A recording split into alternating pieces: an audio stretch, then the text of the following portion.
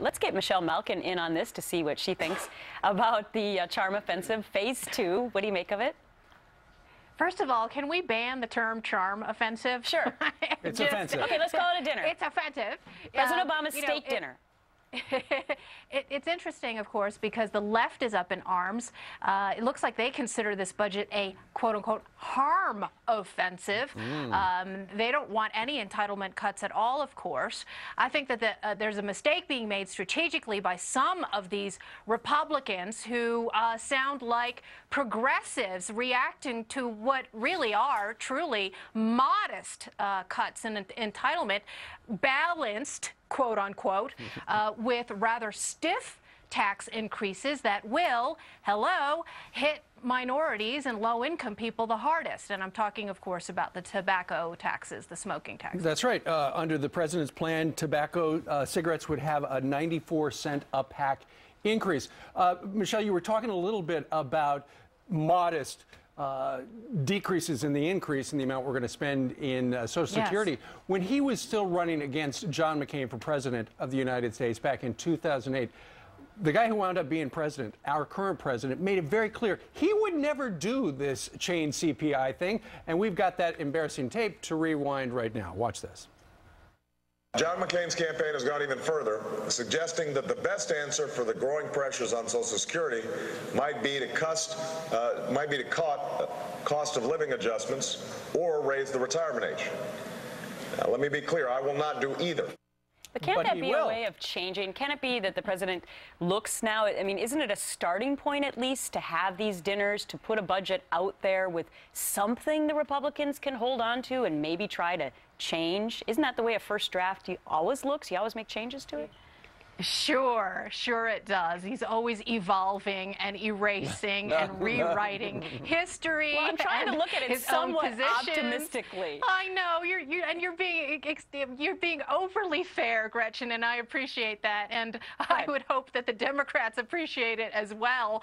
But look, it's that phrase that always grates on people's nerves, of course, on both sides of the aisle now. Let me be clear, because there's nothing clear about this man's, well, you know, it actually is very transparent, his lack of principles and his lack of honest commitment to fiscal responsibility in this country. Look, we've got $100 billion in unfunded liabilities with these entitlement programs, and I would think that the people who would be most up in arms are the young people whose pockets, whose wallets are being raided and being leveraged and mortgaged in the future, and the fact that there are so few adults willing to tackle the problem and tell America to suck it up. Now, Michelle, here's the thing. The president's doing all these meetings, unlike his first 4 years. Karl Rove writes today in the Wall Street Journal that this is part of his plan to take back the House. He tried to give in, and in the end, when he gets nothing, because it seems so far away right now, it'll help line up the planets in order for him to have the momentum to take the House in a year and a half. What do you think? Yeah, Karl Rove, meh, is what I think. But I think that You're not a big fan. You're lukewarm on that? I think I'm transparent about that. But look, one thing is true. This man in the White House has been musing openly about the possibility, dreaming about putting Nancy Pelosi back in power. And if that doesn't unify the right, I don't know what will. I think it's definitely been underplayed just how important and critical it has been for the Republicans to maintain control of that House. And I think the midterms are going to be a very motivating factor in bringing the various internecine warfare-mongering factions of the conservative movement together. All right, let's talk a little bit about the IRS, because they're usually not a fan. People are not a fan of the IRS, and tax day is coming up on April 15th. And they are now revealing that they can look at your personal emails, maybe not even with a warrant. What is happening to people's freedoms? And obviously you don't agree with this. It is shocking, and we only know about this as a result of an ACLU FOIA request. And as a side note, I think we're lucky that we even have a fulfillment of that request, given how much undermining there has been of the Freedom of Information Act law by this non-transparent White House. but I digress.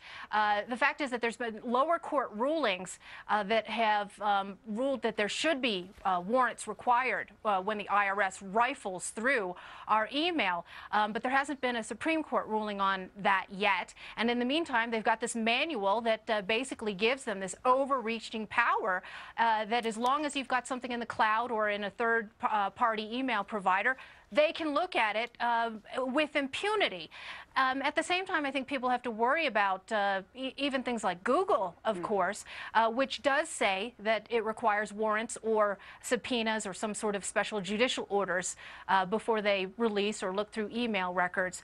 But there's no guarantee on that, and it's very troubling. You know, in this internet world, there are very few guarantees of privacy. Okay, let's talk a little bit about Stacey Dash. Remember, she was somebody who took criticism for supporting Mitt Romney. Now she's being attacked again when she talked about Jay-Z and Beyonce. Yeah, this is a story we have at Twitchy.com a couple of days ago. She is an actress who is very outspoken now about her political views, sort of came out of the closet during the campaign, and chastised a lot of you know, her peers and younger Americans by talking about Beyonce and Jay-Z, and as a reward for criticizing their visit to Cuba, what does she get?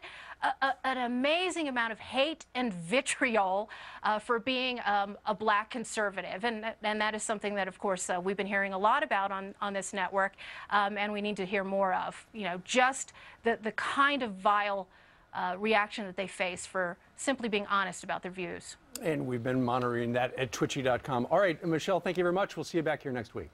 You bet. Take care.